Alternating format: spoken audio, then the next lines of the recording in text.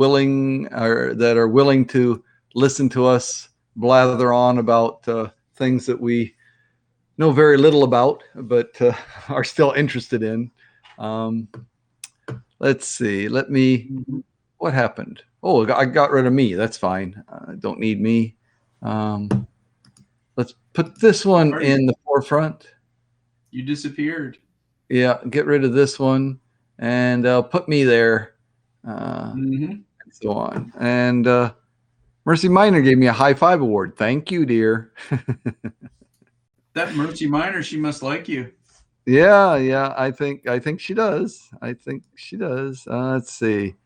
I will. Where we go. Invite Abyss to join us again. Please do. Yep. Great. I hope you got the invitation there, Abyss.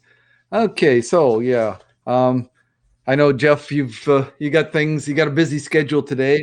Wednesday is my day off. I don't have any teaching. I've just got administrative things to do. Make sure all my attendance records are up to date and so on, things like that. But you actually had to teach an hour and a half class online. So, and I've got another class online later, and a meeting online. Mm-hmm. Yeah. So it's busy guy. Share. Hello, and Lindsay, welcome. You guys, Pennsylvania. You blessed me so just for showing up. I mean, and joining the conversation in whichever form you care to. I sent you invitations. You're very welcome to come up and either, as Abyss often does, or usually does, always does, not on camera, but just voice. So you're welcome to do that. Or, of course, enter your comments in the comments. Hey, Pennsylvania. That's right. Yeah. Yeah. My neck of the woods, Pennsylvania. Yes. I'm a long way from there now. Yeah. I have relatives on my father's side in Pennsylvania that had a coal mine on their land. Wow. Right. Yeah. It was one of those strip mine things, not the shaft, but just the open pit mine, Sure. Those were very, very, very, very well known, very common in my neck of the woods in Western Pennsylvania. Yeah. As well as the regular mine, the underground mine shaft mines. Mm-hmm. Yeah, very, very, very, very common. They started closing them down, of course, in the 1960s and 70s. But right, yeah, going on for a long time. And then actually in the 70s and 80s, strip mining was very, very common. Mm-hmm. And I was there in my land. teens, so it must have been the mid 70s when I was there. Yeah. Okay. Nice. Iron mine in the town next to mine. Lots of mines in Pennsylvania. Yeah. Oh, wow. I should feel right at home, right? Yeah. You're around Pennsylvania people. I mean, I'm a miner, right? Oh, yeah. You're a mine ore. Right. Mine ore. That's right. But you're not minor with an E. So. Right. Yeah. Yeah, well, I mean, I didn't say I could spell. I just teach English. I don't know how to spell it, right? Okay, let's see what our first question is. Is happiness just chemicals flowing through your brain or something more? Interesting question. Yeah. All right. Well, go for it, Jeff. Yeah. You'll be our leadoff batter. No, I think it's something more. I think it's interesting when you think about looking outside of yourself for things that will make you happy. I think that is really not the right approach. For me anyway. I try to just be happy first, right? Mm-hmm. I think I achieve it every day, waking up, and it's a new day to tackle some new things, new excitements. So I guess in that case, it is a bit of chemical flowing through my brain. But I think that of course, if people try to make money and try to run around and do a lot of things to make themselves happy. Uh, I think it's that may raise your endorphins, actually, sure. But I think it's more than that, though. It's more than just that. I think you have to start with happiness. Then you do things in your life, give a lot,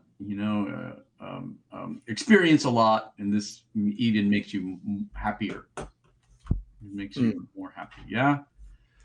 But So is that's my that take. is that increased happiness just more of the chemicals? I mean, that's kind of the question. Um, I don't know. Is it only chemicals though? Because oh, the kind of the kind of the act of giving or doing something that makes you happier, right? Right. It can increase the chemicals, but I think even before chemicals are there, when you have the happiness factor already, it just increases everything. Yeah. hmm.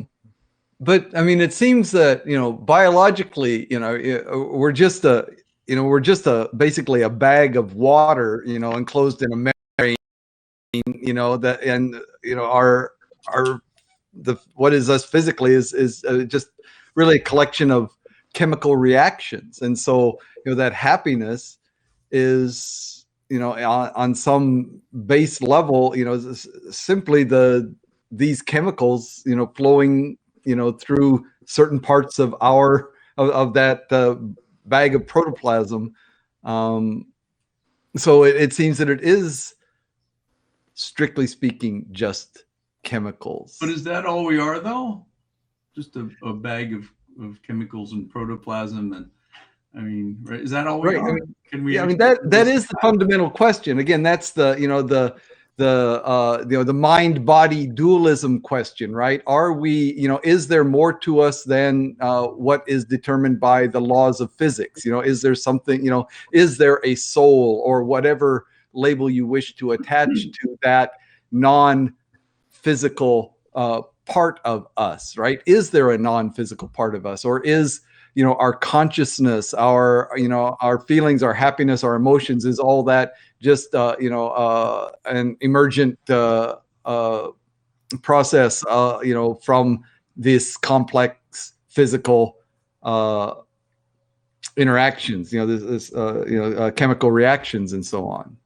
Yeah, right. I mean, and then you get into the question of consciousness, yes, and where did it arise, and that consciousness is fundamental, Yep. and we're all kind of connected to a universe, which I believe we're connected to kind of a universal energy. Yeah. Mm-hmm. Like if you put something out there that you wanted to buy or want to achieve, if you put it kind of out there into the universe, things, in my experience, start lining up where eventually you're going to be able to accomplish that or have that item. Yeah. Mm-hmm. Mm-hmm. Mm-hmm. Yeah. So Abyss, it's a you've tough been question. quiet there. Any you want to weigh in on the question? No, I was kind of appreciating the flow of conversation between you two, so I was just sort Okay. of like taking a seat back, and also I wanted to hear what Cher would have to say about it, but I guess she kind of dropped out. I hope Right. she'll be Yeah. able to join us. Mm. Yeah. But yeah, I mean, I guess like in order to investigate happiness, I think it's quite important to kind of like look into the opposite of happiness, which is depression, and we can treat depression through different drugs. Like you can have antidepressants in general, which could be SSRIs like serotonin reuptake inhibitors or ketamine, for example. These are very effective ways of treating depression, and they kind of instantly change the mood of the person. So in a way, our happiness is kind of tied to like the sort of like the reward system that we get. So say for example, if there's like some problem with your um, you know like I said, a dopaminergic area, so like dopaminergic would mean like neurons that are capable of transmitting dopamine. And if there isn't, you know, an imbalance of dopamine, you would actually notice it. And one of the key components in the brain that does regulate this is called the ventral tegmental area, or VTA for short, that actually supplies dopamine to the prefrontal cortex, which is like the most frontal part of the brain, which actually regulates emotions and whatnot. So in a way, if you look at it from that perspective, I guess it's kind of it makes sense to kind of conclude that happiness is rooted in some kind of chemical balance, because after all, we I mean, unlike the reductionist approach of thinking that we're just like 70% water and mixed bags of chemicals, I would like to think like this is like a well choreographed um, chaos, if you will, that's kind of immersed into becoming us as sentient beings. So yeah, so that if you consider that, I guess like it's important to also note that whatever emotions that we exude, it's uh, it's highly dependent on the chemical balance or imbalance that could exist in the brain. So that's my opinion. Yeah, yeah, yeah. I mean, it's kind of reflected in our language and the way we talk. I mean, we talk about "I'm sad" means I'm experiencing the emotional sadness or whatever. Or I'm happy, and yet we're not saying that we are equivalent to that emotion, but that we are experiencing it as if we are, again, something separate, right? In the same way that I am not this. I mean, I am not this body. If I lose a limb, or if I cut my hair or shave my beard, I am still me. And so if I am happy, it is still whatever that core thing that I reference as as me, is still there, and it's experiencing these different things. It's in some ways has changed. Some aspect of it has changed, or something tethered to it, something connected to it has changed. But the problem with that I haven't resolved for myself is still that mind body duality. How does something that is not a physical thing, this this abstract idea of I that I have, how does that interact with a physical thing, right? What is that mechanism? And that's the difficulty. We don't have an explanation of that. It doesn't mean that one doesn't exist, but there are people that look at that difficulty, that the unexplainability of how a non-physical thing could control, how our mind can control our body. If our mind is separate from our body, if our mind is not simply an emergent property of this physical interaction, these chemicals swirling around in our brains, mm-hmm. How does that mind control the body, right? And since we don't have an answer, we say, well, some people are ready to say, well, that obviously that can't be the answer, then, that we are just these emergent properties of the physical universe or whatever.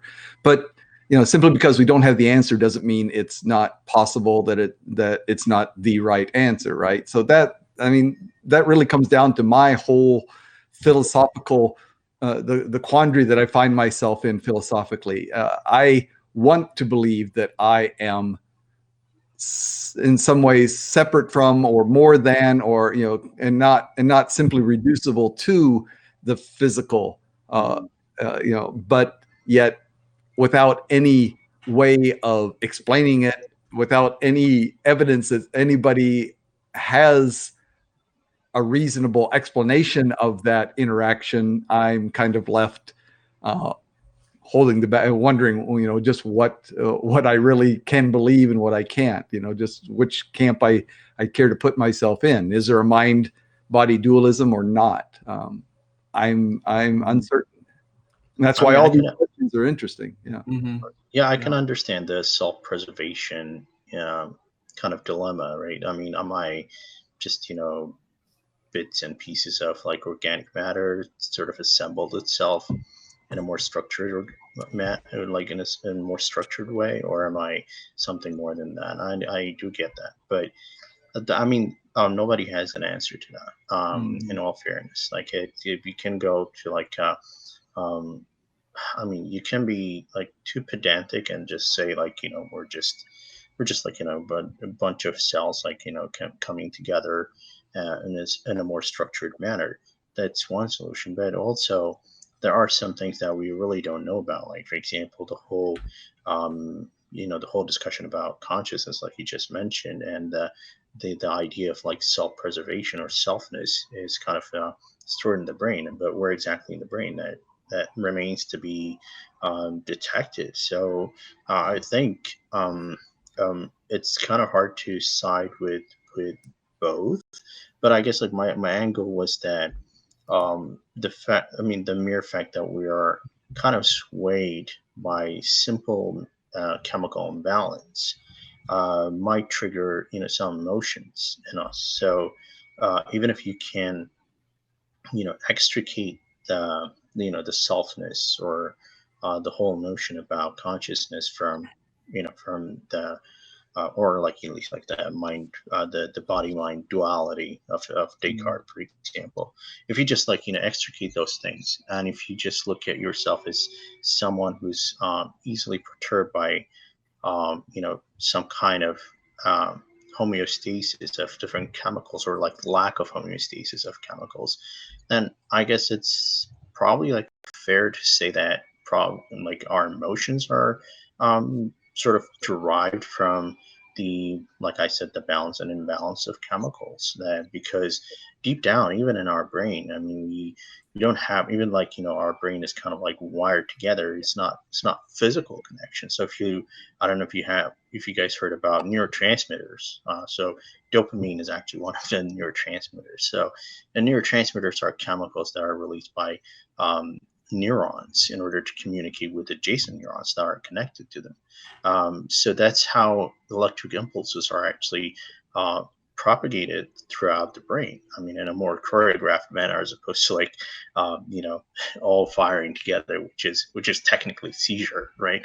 So, um, but yeah, so even at a more granular level, I think our brain is kind of operating in a chemical form, because we do have neurotransmitters, and whether that says something about where we derive our emotions, or where we have like where our selfness and even our consciousness lies, that remains to be debated on a more philosophical ground and a more also scientific ground as well. But nonetheless, I think it's important to also mention that we're I mean, the kind of like the reductionist approach to saying that we're just like I said, chemicals kind of like congregating together, and in a more choreographed manner is probably another approach to discern, or at least like to explain the um, the emotions that are triggered in us. Mm. Mm-hmm. Mm-hmm. Yeah. So yeah, and I mean, we know that chemicals clearly influence our emotions. People throughout history have used various chemicals in order to alter their feelings at certain times. I mean, probably the most prevalent throughout history, alcohol and things like that, which is a chemical that, right, Jeff, a little red wine at the right time, can smooth things out, right. But beyond that, the other more mind altering chemicals and so on that people have used at different times, as as opposed to, I mean, they've set up in kind of opposition to the more natural, things that your body produces, like the dopamines, the endorphins, and so on, that can be triggered, and released within our minds without the input, without the input of these other chemicals. Um, it seems like that, but to me, it seems like it's all part of the same spectrum. I mean, whether you that chemical change that you're trying to initiate within your brain, within the chemistry of your brain, whether that requires an outside chemical catalyst or it's something that can be done within the chemicals, within yourself, given some stimulus or something. Again, it seems to me it's still chemicals. It's still the same thing. Yeah, I agree. It's fascinating. Chemicals are definitely influential. Yeah, I think people with certain mental problems, such as schizophrenia or some such thing, yes, can benefit from introduction of chemicals. Indeed, right? And of course, they are influential. Um, of course, if you're clinically depressed, you're given medication that I suppose does make you happy in a way, right? Um, and but it's fascinating too, uh, how it actually does that, and yes, how it influences our brain and our mental state of being. But what about Right. before that? Is there a before that? Is there a generation of happiness uh, before chemicals flow around, if you will? Do you know what I'm getting at? Well, you need to perceive, right, in order to emote or to react to a situation, right? So the brain takes some amount to kind of process things, at least like on an emotional level, right? So yeah, I mean, that's actually a really good question, because technically, like the thalamus is actually the one that regulates, emotions, at least from what we know. And I Mm. could be wrong about this because it's been a while since I've dealt with neuroscience, but so it kind of like it's like um, something that kind of coordinates like lots of stimulus, like whether it's a sense of smell or vision or if it's sound through the ears, like it has the ability to coordinate, and you kind of react to things emotionally because it's kind of like hard coded in the limbic system and then the thalamus, to be more specific. So yeah, I mean, it it's a very thought provoking question to say that, where is like that happiness, like where does it begin? Yeah. Because at some point you have to react to being happy, and all your dopamine or oxytocin would just shoot up or something like that. But that has to originate at some point, like some place. And that is a very interesting question. I'm really curious, like like if there are people that are way trained than I. Of course there are, but I'll be really interested to hear their opinions. Definitely, And definitely. also, like, to go on a tangent, I just want to, like, I was reminded of, like, not to take up so much um, time here because Cher's here with us.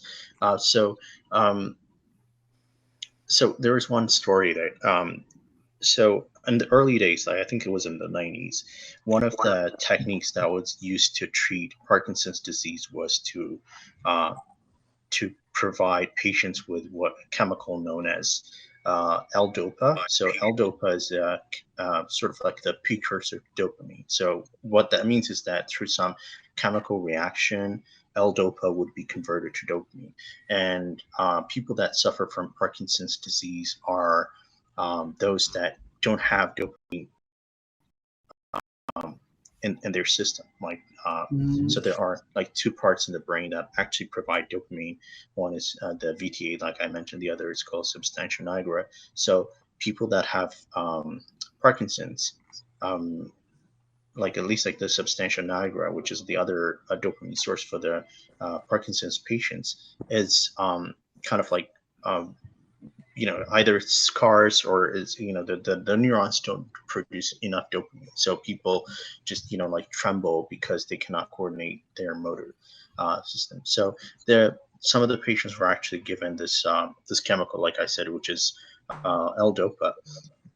One of the inadvertent things that happened was that people start to react to the drug in a positive way, like their kinesia, or like the gait or something. These are like some of the physical cues that you take so that you can measure how the person, or how severe a person has when it comes to like having Parkinson's disease.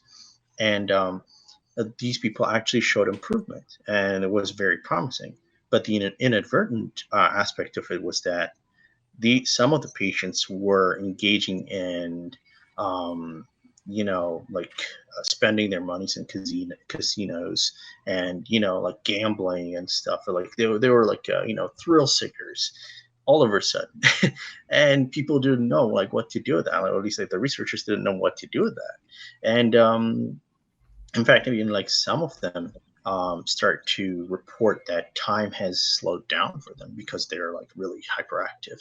So, so in a way, I guess like this, the reason why I mentioned this, because even though like I said that there should be some kind of a balance that needs to be stricken between like the different chemicals that exist in our brain. So in a way, you can correlate most of the mental conditions, either congenital or develop later in state, like later in life, can be attributed to some of the chemical imbalances. I mean, not always. That's not always true, but for the most part,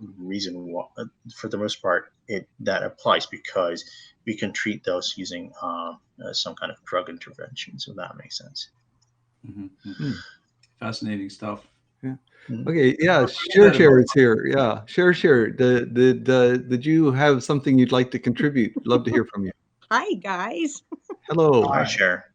Um, Not a whole lot, but just sitting back and listening as I was trying to work my way here and there and wherever I ended up.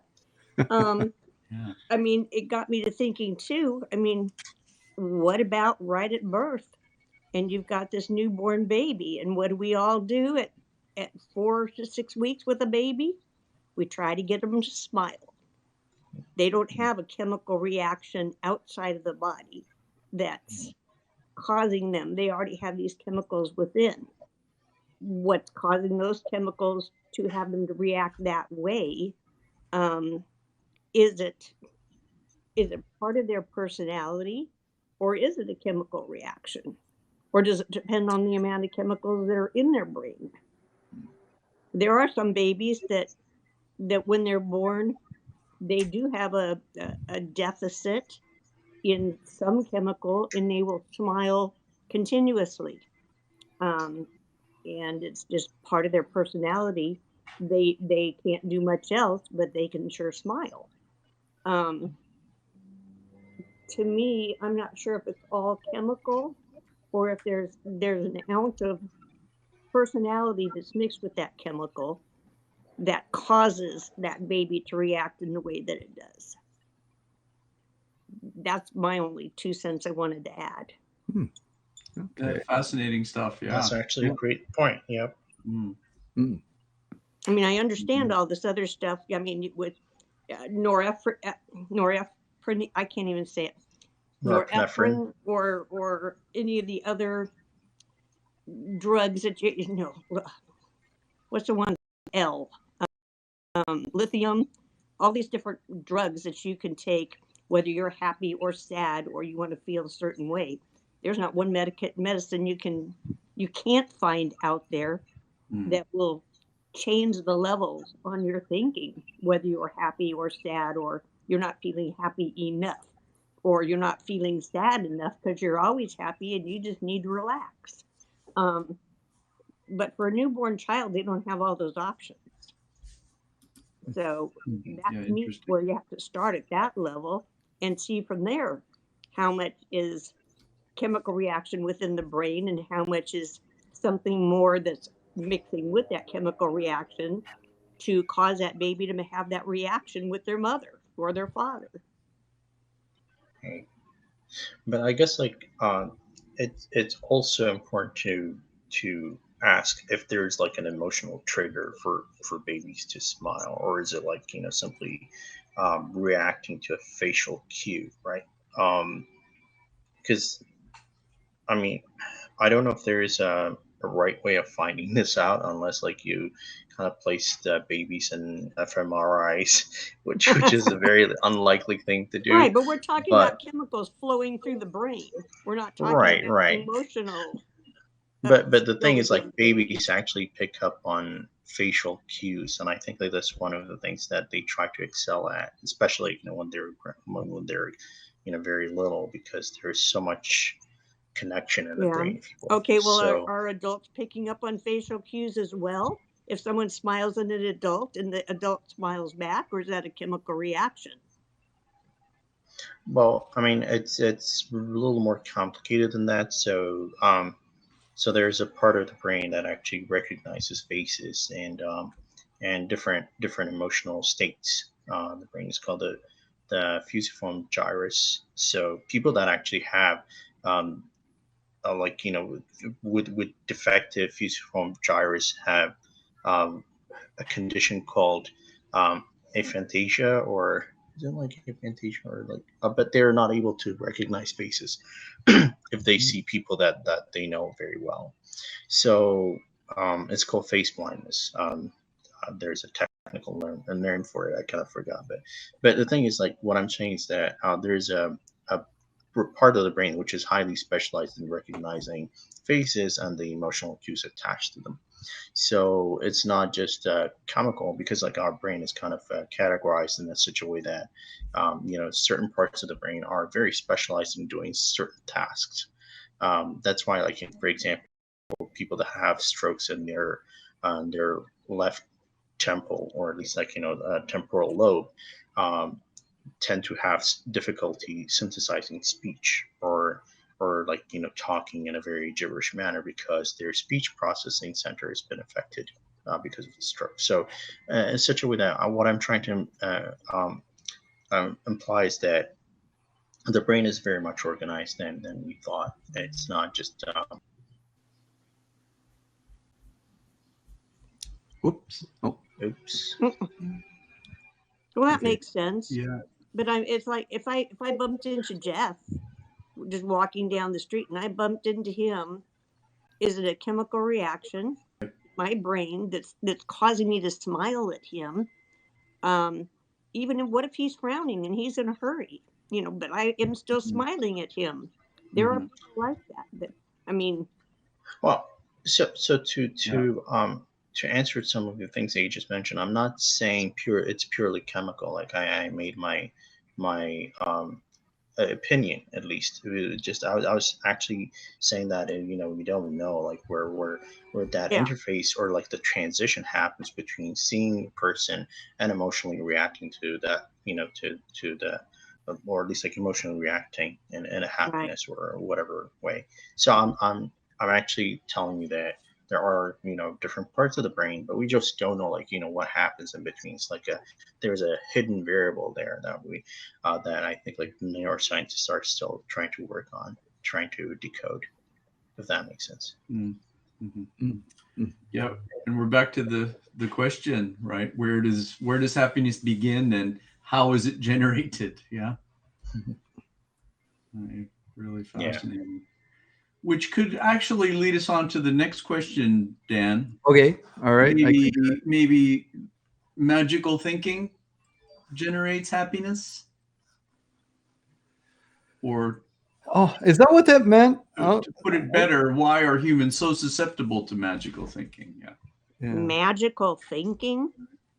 Well, when Yeah. I read that question, I interpreted it as, I mean, things that we can't explain. The Or things that you where can't our understand. understanding, our science hasn't yet reached the point that they can explain those things, that we're ready to say, oh, that's magic. I mean, in the same, I mean, I think that's my interpretation of where a lot of religious beliefs come from. It's like, okay, we can't understand why the sun rises, so that must be a magical being. It must be a god that is causing that or something like that. So that's the way I read that question, but maybe there's another interpretation. Well, yeah. What is magical thinking? We have to look at that phrase first. Yes, and exactly Yeah. what is magical thinking? Yeah, I kind of interpreted it as people who are attracted to, kind of like you said, Dan, the aspect of magic, or being able to change things magically, or believing in, for example, white magic, or things like that. Hmm. I Yeah, mean, yeah, the same things, like and the belief in ghosts, it seems to be magical thinking. Again, people have an experience that they can't explain, and so therefore it is something supernatural, something otherworldly, something magical, is the way I saw it. And going, even, as another example, the explorers who go to a remote area of the world, to a people that have no knowledge of technology, and show them a bit lighter, and the magic of being able to produce a flame like that. Oh, that's magic, this person, because they don't understand it. They're automatically, the human tendency is to attribute that to something magic. yeah. I think, yeah, I mean, yeah, I interpreted it as more positive, uh, kind of magical, wow, wizardry, like Harry Potter almost, right? Mm-hmm. Doing a spell and making something happen. Uh, yeah, it's a shame we don't have actually more about the question. Oh, but I mean, that's what makes it interesting. I mean, the same collection of words has created slightly different interpretations in each of our minds, and which becomes a part of an interesting part of the conversation, I Yeah, think. true. Yeah. True. How about Abyss and Share? What do you guys think? I have Sure, go ahead. battling swords.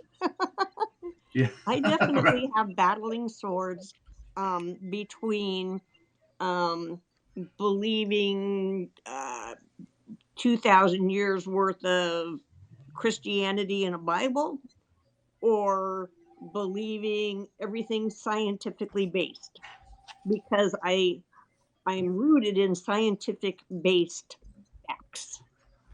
And for me to think otherwise is against my sword. But that sword's always battling me, because I was raised with Christian beliefs. So, like I said, I am a basket of battling swords. And I do think humans are susceptible to this thinking, because they want to know where they came from, where they're going to, why they're here. So they have to create some kind of myth in order to generate happiness for them to get through the life that we have. Otherwise, what's the purpose? If there's no purpose, then why? I mean, life is futile, because you know it's going to start, it's going to end. Why put yourself through all this other Mhm. pain and agony? Um, but like I said, to me, it's a double-edged sword for my part, because I don't know which my scientific belief is stronger, but I can't let go of the Christian belief that I have. Other people, have their Buddha beliefs, or their Quran beliefs, whatever, but their Catholic beliefs. Um, I just battle myself constantly. Anyways, how about you, Abyss? Yeah, so I don't see that to be like a ubiquitous human condition to be susceptible to magical thinking, because the way I see it is that it requires some kind of priming, right? It requires some kind of prior experiences for you to think, to relate anything that you see which is inexplainable to some kind of um, magical thing. Because like, to give you an example, like, suppose that there is like something that you're really good at, like, for example, um, you know Dan, you're a linguist, so if you're presented, like, for example, a very esoteric Latin text, right? um, you probably can decipher parts of it because it kind of relates to English. So that kind of requires your prior experience and understanding, and your profound knowledge on English can be applied to deciphering something entirely different. That's why, like, for example, if I introduce a problem of neurobiology to someone that studies yeast or any kind of microbiology, they would have some idea. I mean, they would not know everything. They will have some idea. If you give a cosmologist what an astronomer would study, they will also have some idea. So what I'm trying to imply is that it depends on like what kind of prior experiences that you have. So I think like society for the most part is has kind of left this explanation about nature to the experts, right? So you just like outsourcing your thought in a way, like let the experts deal with this. And for you, even the simple act of like having a phone or your computer is just going to appear magical when in fact it is not. It can be deconstructed in a more organized and a more elaborate and technical way, but you just don't have the will to probably go into it. So that's why I said it's very subjective. So I don't see that to be like a totally human, like a complete human condition. Of course, like sometimes our brains actually take shortcuts. Like for example, when you're presented with a surprise, for example, your immediate response might be fear or like surprise or something, because our brain is still it still has that fight or flight level encoded in it, even though we are also capable of advanced thinking, that we have that basic instinct to survive. So considering those things, I guess like um, yeah, I think it's important to make a distinction between like what's truly a magical thinking and who is actually prone to think in a magical way. And I think what Cher just said is also very true. Like the human endeavor is riddled with so many explanations trying to define what nature is, right? And that's why we have deities, we have cultures, we have religions that span for millennia. And I think that by itself it requires some kind of priming, because it did not stem from nowhere. Like somebody has to make that up, and for you to for that to be passed on to progenies and next for generation, it's just for so that whenever they're encountered with something entirely new, that they would consider that to be magic. But that's my opinion. Mm-hmm. Yeah, yeah, it seems to me that humans, whenever we approach that wall of the limits of our knowledge, and there's something beyond that. There's something that we don't understand. We don't have the knowledge. We don't have the tools at the time. We don't have we haven't developed the base knowledge in order to be able to approach the problem in a methodical, scientific way. When it's too many steps beyond us, that but there's still part of us that demands an answer. Like the classic example, like we said, so death. Nobody has any information about what happens after death. I mean, we have scientists that, I mean, I discount all the near death experience because that's near death. It's not there's never been, I believe, a case where somebody has died and has actually died and come back. I mean, there, regardless of what the different people say about that, they hadn't actually crossed over. To me, that's a one-way street. And and because it is that, we have developed all kinds of myths and so on to extrapolate beyond what we know, because we it's something that we don't know, we cannot know, but we demand within ourselves some kind of an answer. What is going to happen? Because we are, as a human species, are able to anticipate the future, and so we also want to anticipate the future beyond what we actually have any tools of anticipating, the ability to anticipate that. So I mean, and so magic, religion, whatever, seems to me and I think that is universally human. I see it. I mean, every society has come up with some kind of, something after, after death. What happens, right? So to me, that's the epitome of magical thinking.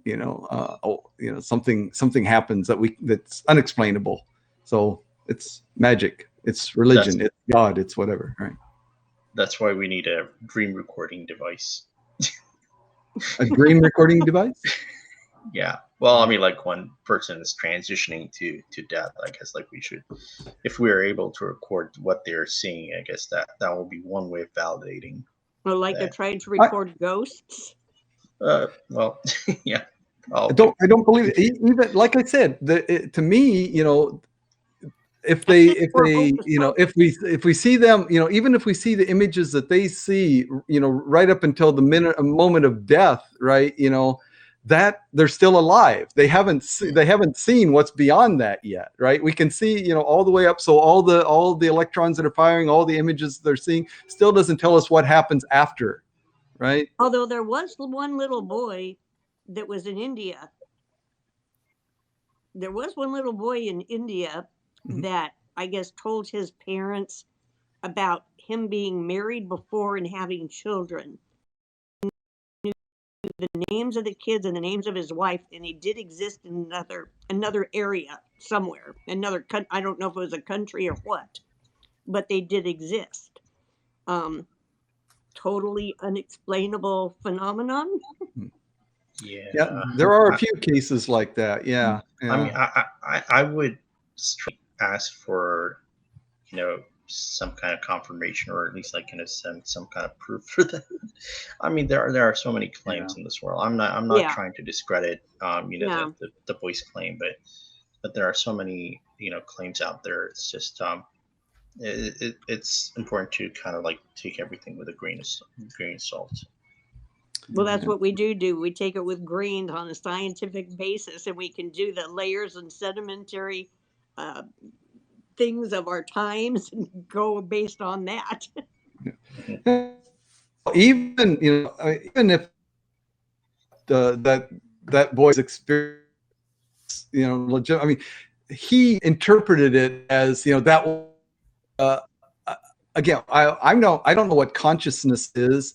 I don't know if consciousness, that my consciousness is a separate thing, or if it's just a temporary pocket or bubble within the overall universal consciousness. And so, so all these kind of things. So maybe he tapped in, maybe, what that was his experience of tapping into this universal consciousness, and gave him a glimpse of something that he wouldn't normally be able to have any knowledge of. But that still doesn't say anything about after death, right? To me, it doesn't, And also, I guess to add to your point, we probably touched upon this in like earlier broadcasts, but it's really hard for the brain to discern what it's really seeing, because it's deprived of oxygen, right? It's in a hypoxia state.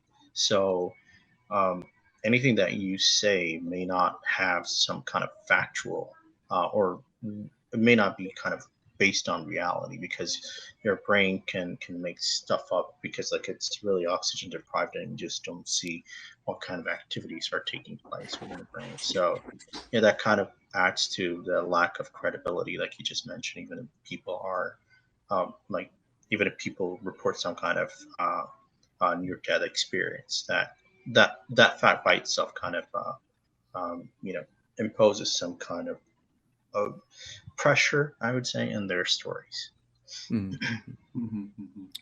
Okay, all right, all good. So the next question, if you don't mind me moving on, the next question: is it possible that some animals are self-aware and think about their ability to think?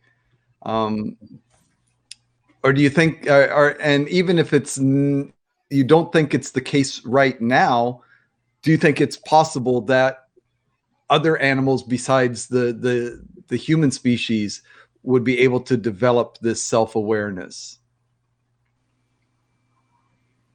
I think it's possible that animals that are closely related to humans, the non-human primates, if you will, have some self-awareness and are able to I'm think. looking at Abyss's picture of his ape sitting there.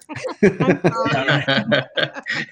True, that's true. I Right. don't know if I would. I don't know if they can think about their ability to think. That meta, that kind of cognition. I don't know if I would go that far. Yeah. But I mean, yeah. I don't know if they think about their ability to think, but yeah, I mean, I think they that there are animals that recognize themselves as individuals, and obviously, and recognize the relationships that they have. They're self-aware of themselves as a separate entity from the rest of their species, the rest of their group. Do they think about thinking? I mean, yeah, that's really hard. But I mean, I don't see any reason why another species wouldn't be able to, and not necessarily one that's closely related. I mean, that arguably animals like dolphins could be possibly the second most intelligent animals on this planet or something. I mean, so not necessarily primates. There's no reason to be that primate centric thinking, and yeah, and even very simple, I mean, relatively simple organisms that have, I think, an enhanced, at least beyond most humans, an enhanced ability of communing, a communal interaction, like ants or bees that can communicate and act almost like a single unit, even though it's comprised of a whole number of individual organisms. Mm. That is something. They are pretty smart. Yes, they That's are. amazing in itself. Yeah, sure. So It's more instinctual though, and not really thinking. I don't know. Perhaps. Yeah. Abyss, what do you I- think? so I think Yeah. we as in human species actually benefited because we don't have natural, at least that we escaped predation. So way that kind of helped us to kind of think about some things which normally we wouldn't think if we're like in the jungle and there's like a predator next to us. So I think it's the same thing for like non-human primates and other animals as well, because like um this has been like really tested out. And even crows, actually, crows and ravens can recognize themselves in the mirror.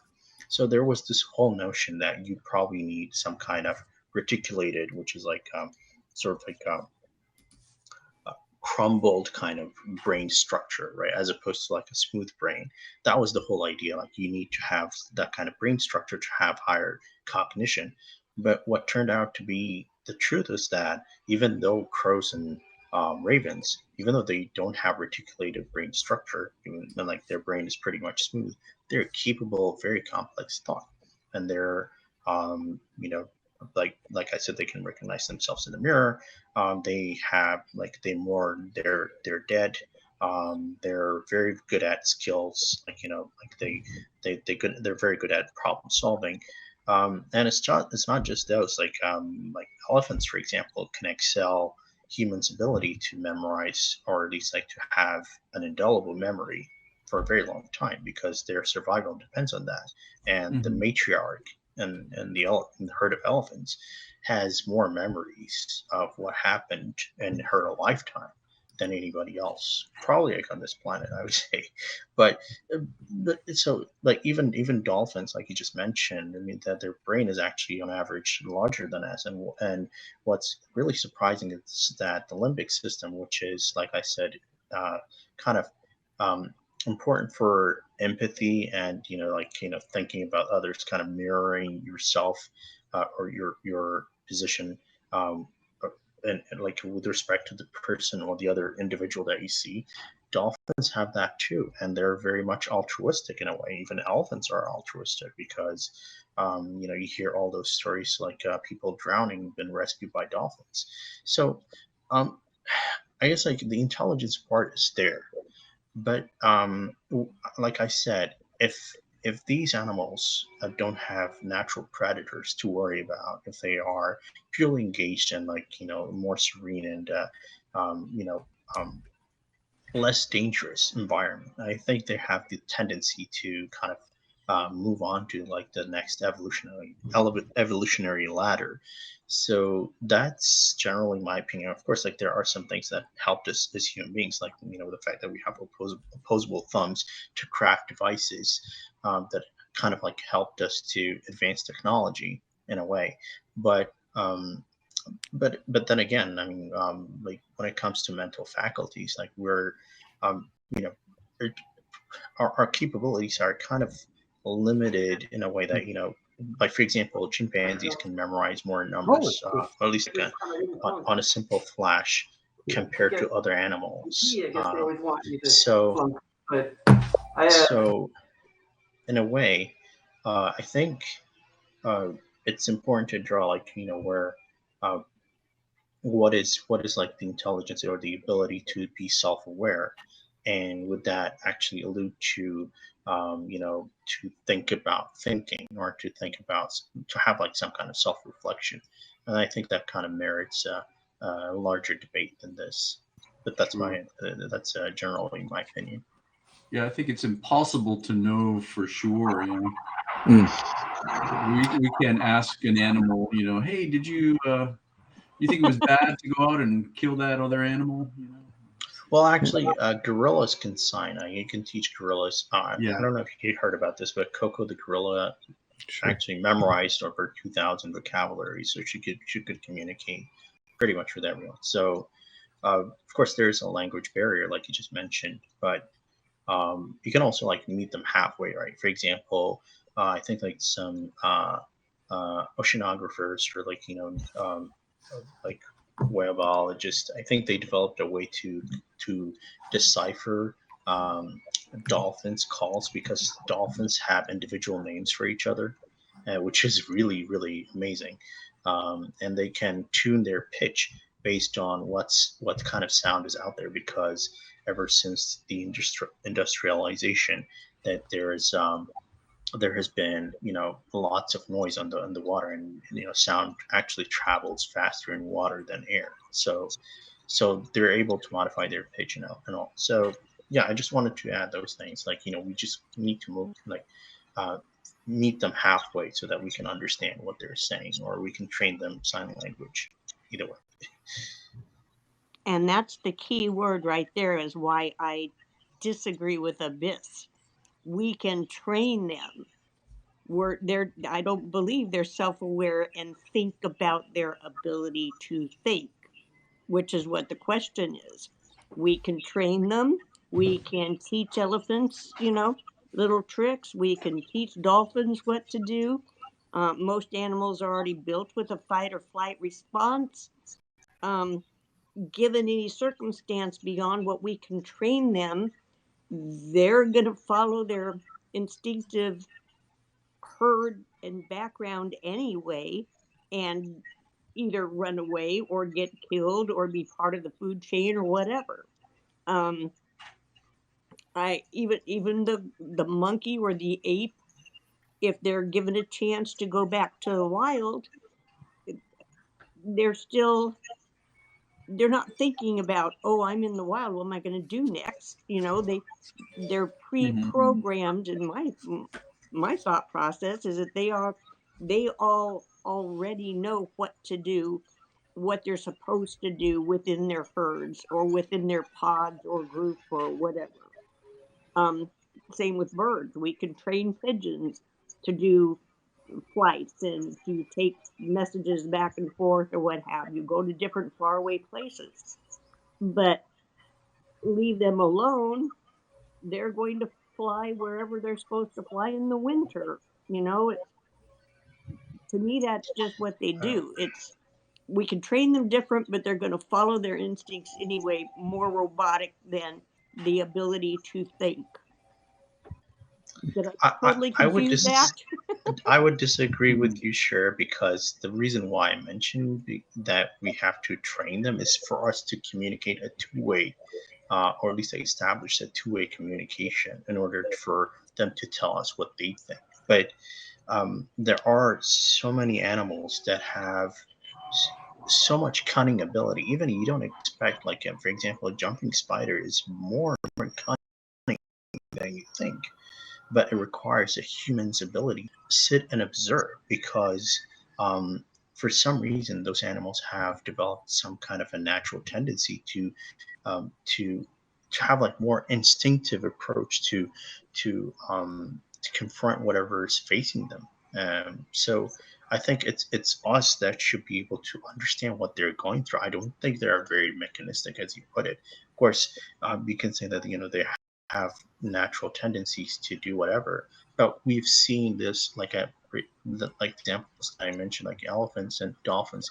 We've seen that they have altruistic nature without any human training, like without any human intervention. And the bee colonies that we like after so much research, we now know that they are able to communicate through dancing, and ant colonies can survive because like they have very much effective communication between them, and the labor is actually highly organized. So I think it's up to us to actually understand nature, because I think even though it's not linguistic, language based communication like we have as species, but they do have some kind of cognition, even though whether we can call that Well, we could like learn to follow. self-thinking or not, but they are able to, they're able to communicate and survive because they have evolved to this level, and they have adapted to this level. Sorry, I interrupted you. No, I interrupted you. I'm sorry. Um, but I mean, we could learn how to observe and follow, like a bee colony or these different animals, to see what their behavior is. But to me, that's still their evolving behavior within their own group. Um, and it to me, that's a learned behavior within their group, not something that they have the ability to think about. I just think it's natural evolution within their group. But Um, isn't human behavior also learned behavior? Like, for example, you wouldn't have learned how to speak English if you haven't learned it. we have the ability to think, though, um and to think but about our thinking.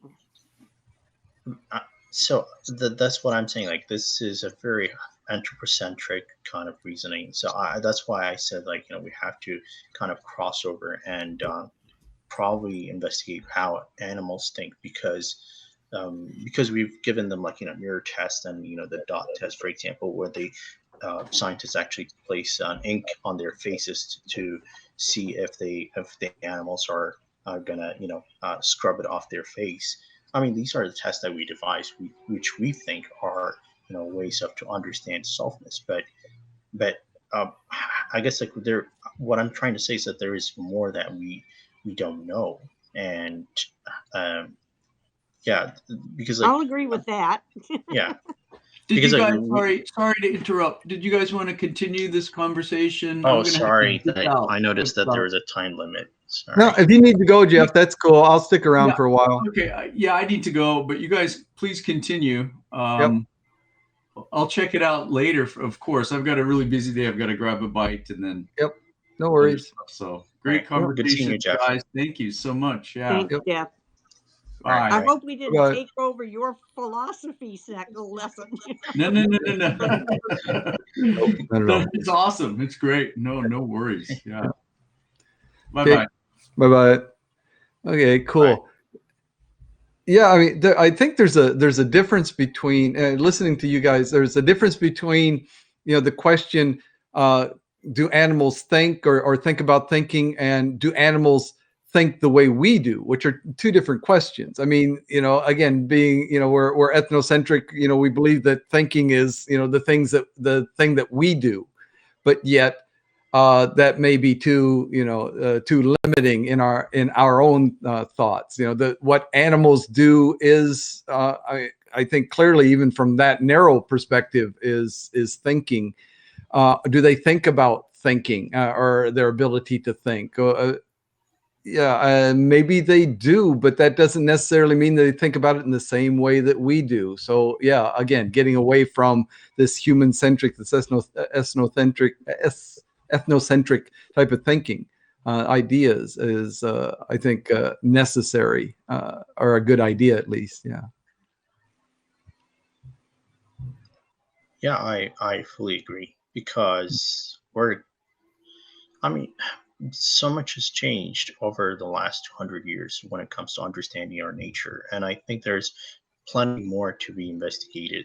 So, even like there is a recent publication that actually showed that almost all animals, even like insects, like even like if you go down to like the most smallest ones, which normally wouldn't have the complex cellular structure like we do, can actually learn from each other, and that kind of tells you one thing. Like the bee dance, for example, it's a learned behavior, or could be like embedded in their genes. I mean, that will be left to be seen, but there is ability, or there's like there is a gap for learning based on behavior. And I think it's fair to say that as long as animals that we know have brains, like fully active brains, then I think it's a fair assessment to say that there's some level of learning ability, and to think about self, although like to varying degree. I mean, it depends on like the animal's complexity. But yeah, I mean that's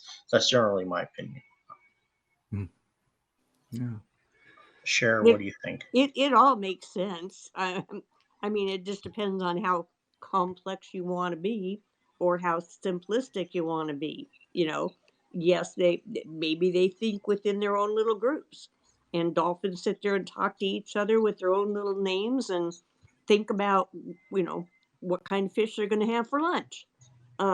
We don't know, and we're never going to know. It may take another 100 million years before anyone finds that out. I don't know. But right now, I don't think that they're self aware about their ability to think. That's just my opinion. Yeah. Hmm. Well, I mean, like opinions are always appreciated. It's not about. I like the last thing this thing should be like is debate, but it's just like to voice our opinions. And like I said, Yeah, I mean, a major thrust of this whole thing is that these are all questions that there are no correct answers to, right? I mean, there is no right answer. That's why they're still philosophical questions, which is what I'm going to makes think them about it all interesting. night now. Now I'm going to think about it all night long. well, and also depends on like whom you bring to the conversation, right? Because if it's a primatologist, they probably would give you a very interesting idea. Like if you bring Jane Goodall, I mean, if you could book her, Oh, that's true. that's simply great. Or we have like entomologists here, Isabel Betancourt, that actually studies insects, and she shows like different, the complexity of behavior and adaptation mechanism, and insects that I never even dreamed of, and just kind of led me to believe that there's some complexity that we have yet to investigate, because we kind of you know kind of like brought ourselves on a higher level of evolutionary ladder, what in fact we're pretty much connected to everything else. And I think the more we know about other animals, I think we'll have more introspection on how we're built and how we operate. That's very true. Has anyone read the book, The Hephaestus Plague? It's an old science fiction book. I can't remember the author now. I read it years ago. Hephaestus Yeah. Plague. It's a story of there was some kind of drilling or something going on. Anyway, somehow there was an insect that was located deep within the Earth's crust. An insect that was brought up, and it was a unique insect. And it was crossbred with I don't know, some like another it seemed to be closely related insect, and the offspring produced individuals were just simple insects, but as these offspring that were produced as a brood, as a group, showed intelligence, and they were actually able to read, and they could actually communicate by as a group, forming letters and words, with the members of their group and so on, which I thought was an interesting idea. This idea that the individual was a simple thing, kind of like our brain cells are alone are just a simple organism, a simple physical structure, and yet together they make a complex brain. And that was kind of the idea behind that story, is that these insects, and I mean, they became, it was a science fiction thing, and these insects actually became a threat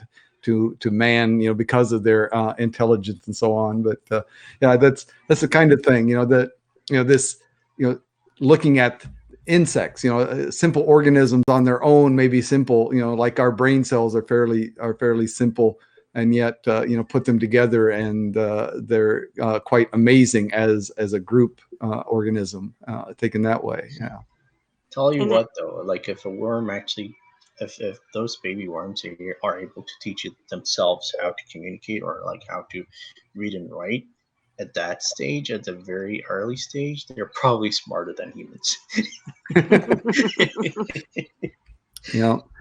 Sorry, Shara. No, I was just going to say that that gal that's the entomologist on here on HAPS, I mean, she said there were still like thousands of species of bugs that are yet to be discovered. And so Yep. that's colonies and other species that we know nothing about. Yeah. Yeah.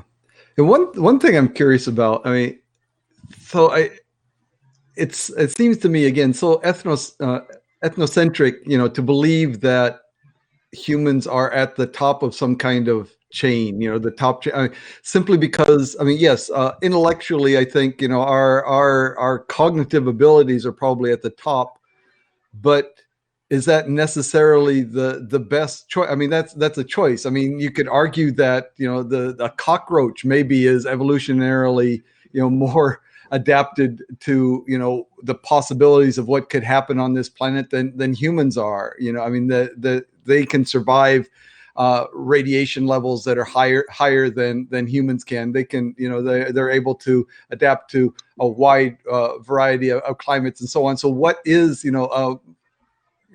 this kind of, again, we look at it, we can think more than these other animals, but in what way is that any kind of superiority? I don't necessarily see that. Well, perhaps that little individual amoeba that they can find in water, that if it gets in your body and it eats and kills your brain, perhaps that's at the high end of the food chain, because it can kill us immediately. We don't know. Yeah. Yeah. But also, like, I was about to say, yeah, sorry, like, I got lost. Like, you guys go ahead. I'm probably thinking about what I was about to say. Well, I was thinking about all the bugs and animals and viruses that we get, and bacteriums that kill us. Aren't they stronger than we are? I mean, we still don't have the right medicines to combat a lot of things. Hmm. So does that make them at a high end of the food chain and we're lower? Right. That's, it's those kind of thoughts, those kind of ideas that convince me not to be a vegetarian. No, seriously, because you start thinking about it and say, oh, animals, they feel pain and they crave freedom, and so on. The things, so things that we can relate to, and as you go down, or the farther down. I mean, maybe that's a relativistic term that I shouldn't even use, but other animals, are not so much, or plants, because they cannot move freely the way animals can. So therefore they're okay to use for food, and yet there are animals. What is that? There's an animal, a single-celled or a simple animal in the water that can produce its own food. It has chlorophyll. Oh yeah, I don't Algae. know the name. No, not algae, but yeah, it's because algae is a plant. This is actually an animal that can produce its own food through photosynthesis, because it has chlorophyll and so on. I can't remember what it is, but anyway, there is that. So it's like it's on the border between plants and animals, and so like wherever you draw that line, okay, this is above this line, or on this side of the line, it's okay to eat, and on this side of the line, it's not. It's like I can never draw that line. It's impossible. Are insects okay to eat? Are earthworms okay to eat? Or It I mean, depends on what there day is of the no week line. it is. Because one day of the week, lettuce can give you some kind of bacteria, and another day of the week, it's an animal that can give you some kind of bacteria. Well, so I guess well, I also remembered what I wanted to say, but I'm kind of gonna tie this up to that discussion. So, we're not completely unique when it comes to interacting with our environment. In fact, like we're by evolutionary standards, I mean, if we really consider us to be part of the wilderness, will not survive because we're very unique individuals. The only fortitude that we have is our ability to run long distances. Besides that, we don't have a strong immunity like bats. We don't have muscular texture, or like the ability to have like high muscle density like The other like the primate. bovine or the primates, other primates. Um, we don't have cunning ability, or at least that we don't have like we're lacking so many qualities to actually.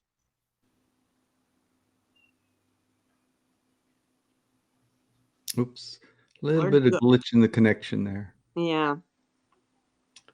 Yeah. Yeah, but yeah, what he's getting at is very true. Yeah, it reminds me another book that I read, The Once and Future King, talking about King Arthur, and during when King Arthur was young, as a young boy, he was trained by Merlin by turning him into all these different animals, and each animal had its strength or weakness or whatever, and Yeah. so on. And maybe you're familiar with that book, and at the end, there was a story where the story is all these fetuses, which basically, as we're developing in our mother's womb, we all pass through these stages. We have gills at one point and tails and so on, right? All these different stages that seem to reflect our evolutionary path to becoming human. And God was asking these fetuses what things that they wanted. And some of them wanted, strong forearms and sharp claws, for the to dig through the earth with ease and so on, or huge sharp teeth and jaws, to be able to be predators, or the fast legs to be able to escape and so on. And got to the human fetus and asked what it wanted, and said, "Oh, I'll just take what you gave me. I figure you made the best choice, and so." Our intellectual ability was, implied to be, our choice, I guess, but yeah, it's like, yeah, About all that's we have. yeah, exactly. That's all we have. We gave everything else up, right? We're Maybe we're that's not why the we biggest, like, we're not the strongest, but and maybe that's why we like Pokemon cards and baseball cards and football cards. All these, yeah. collectible cards, because they all have powers. Superman, Hulk. Mm, They all have. They're all more powerful than we are. yep. Yeah. maybe that's reflecting back to that magic thinking. It's like, oh, they're magical. They have these powers that are like, Yeah. supernatural superpowers. Yeah. We like that magic aspect. Yeah. Oh, for sure. For Yeah. sure. Yeah. Wow, I think Abyss is really having some technical difficulties. He's not able to come back here. Yeah, but I think we've explored this question pretty well. Some animals are self-aware. I think that we kind of agree that they're self-aware. That a lot of animals have recognition of themselves as individuals separate from their group. I am an individual, or and they have the familial relationships. I know elephants do, and so on, Yeah. and but yeah, and think about their ability to think. That question tacked onto the end there. Think about their ability to think is one that I think we can all at least agree that we don't know. We Yeah. definitely don't know the answer. That's the part that throws us for a loop. Right. Is it possible? I'm ready to say it's possible. Is it true right now? Unknown, maybe unknowable, and but possible. I'd say it's possible. I Yeah. mean, lots of things are within the realm of possibility, even if they're not likely, right? True. I would Yeah. think though with an ape, if they can do sign language and sign when they want a cookie, that tells me though that they're thinking about something they want to eat and they know what to do to get it. Mm, So they've got to be thinking about that food in mm. order to want it to get it. Right. Which is, yeah, Let It Be wrote the question, is planning recognizing your ability to think. Yeah. And I think that's what you were talking about. So planning, so they know, okay, I need to learn, I need to be able to do this so that I can get what I want. So that, I mean, yeah, that's a Right. plan, Or and that's a clearly mouse thinking. running Yeah. through a maze, just like a mouse running through a maze to get his food. Yep. Yeah. Yep. Yep. Exactly. Yeah. Cool. Yeah. But yeah, that, like I said, that last part, think about ability to think. That's, That's that's the beyond us. that's the tough part. Yeah. Yeah. Okay, I think maybe it's time to wrap things up. We've gone through the 3 questions. We spent almost an hour and a half talking about this. Any last thoughts? I had fun. Yeah. Okay. Great. It was nice to have you on board. Yeah. This is something that we do at this time. Every week we try to I do it. So enjoy please. debating even if I'm wrong. It's Uh, just the fact of debating that I thoroughly enjoy. yeah. I mean, I've you know I've tried to. I don't even like that phrase that I'm wrong or I'm right. It's I mean, which is just, to me, it should only be used as a type of shorthand for the idea that I currently hold is Right. correct or incorrect, right? It's That's not why I like, call it debate, because right, it's yeah, talk. exactly. The fact that the idea that I now have is actually not true or not factual, is not right, doesn't reflect on me unless I choose to stick to that belief in the face of overwhelming evidence to the contrary, right? It's Right. like, then that's a reflection on me. But it's simply, based on the evidence that I have at this point, I believe such and Yes. such. That Yeah. won't happen with these questions, Daniel. That's right. That's right. It's all unknowable, but that's what makes it fun. Okay. All right. So thanks so much, Share. Thank you, Abyss, wherever you are. Sorry that you had some technical difficulties. Jeff, thank you for stopping for your part as always. Lindsay, and who else has been here? Let It Be was here. Edward, thank you from Los Angeles. Thank you for being here. William John. Don't know you, I don't think, but thank you for subscribing. And Paul Hess, also thank you for subscribing. I hope that you enjoyed our little discussion, and stop back again next week, same time, same station. Okay, thanks, Share. Thanks, Daniel. everyone. All right. Bye-bye. Bye.